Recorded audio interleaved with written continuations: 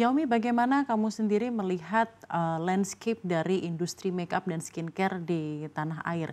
Ada informasi bahwa di tengah gejolak ekonomi global yang semakin tidak pasti, justru industri makeup dan skincare ini menjadi salah satu penopang ekonomi Indonesia. Betul. Apa benar? Betul sekali. Jadi saya dan co-founder saya sangat percaya dengan besarnya potensi market di Indonesia ya. Karena by 2028, jadi ketika nanti tahun 2028 menurut pakar, industri kecantikan di Indonesia itu akan tumbuh secara steadily ya di 4,3%. Tapi jumlah market size-nya itu sekitar 166 triliun rupiah. Atau setara dengan 10 billion US dollar. Which is itu market yang sangat besar pie-nya. Nah kita melihat juga Indonesia itu dari sisi demand ya. Dari sisi pangsa pasar juga mengalami saya rasa itu trajektori yang sangat baik.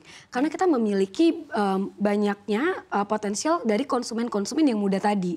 Jadi kayak our active productive age itu kan sekarang banyaknya dari millennials dan juga Gen Z.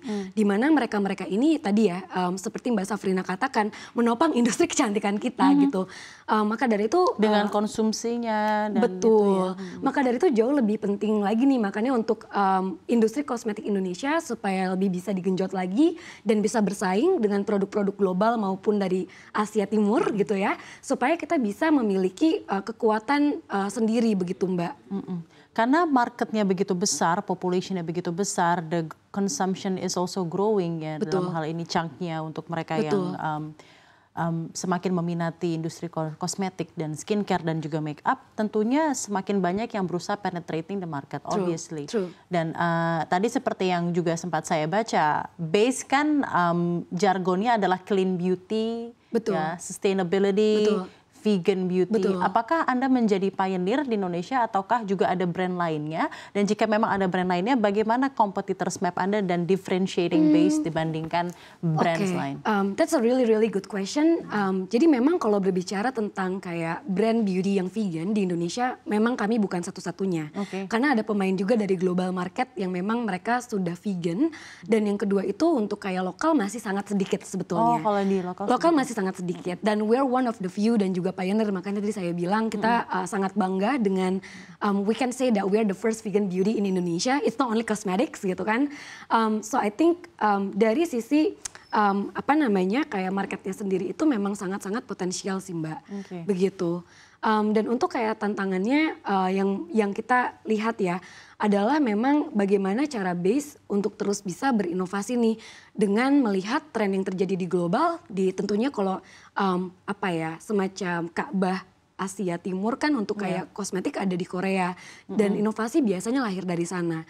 Makanya kita harus melihat juga tren seperti apa yang diminati oleh calon konsumen ini melalui media sosial yang sedang trending. Seperti itu. Dan bagaimana Anda melihat dengan begitu banyak dan maraknya make up lokal bermunculan, bagaimana base tetap mempertahankan eksistensinya dan juga bagaimana ke depannya inovasi-inovasi produk ini akan terus dikembangkan melihat kompetitors yang semakin banyak. Jadi saya rasa untuk competition sendiri karena memang potensi pie marketnya itu sangat besar, kita selalu percaya bahwa there will be always a place for everyone gitu. Karena artinya konsumen jadi lebih banyak punya pilihan kan. Tapi memang at the same time ini juga menghadirkan tantangan baru untuk produk-produk lokal dan juga brand kosmetik lokal dan brand beauty lokal untuk lebih bisa aware dengan apa yang terjadi di luar sana secara informasi ya. Karena contoh misalnya gitu, tahun ini tiba-tiba liquid blush itu meningkat sekali minatnya gitu kan. Kenapa dia bisa meningkat? Ternyata setelah kita analisa, ternyata di global trend itu mau itu dari Western sama dari East Asian, mereka lagi banyak bener gitu. Dan ada satu brand US ya? US dan dia coming dari kayak saya tahu maksudnya ya. kayak public figure ya yang punya gitu. Jadi semua orang raving about it. Tapi masalahnya untuk satu produk ini yang liquid blush, ketika Anda pergi ke tokonya untuk belanja, harganya itu sangat mahal sebetulnya. Dan kita berpikir kalau misalnya nih ya kayak teman-teman yang masih memiliki gaji UMR, kalau dia belanja satu produk ini aja, artinya dia mengeluarkan sekitar 3-5% dari salary dia, gitu. Jadi nggak make sense.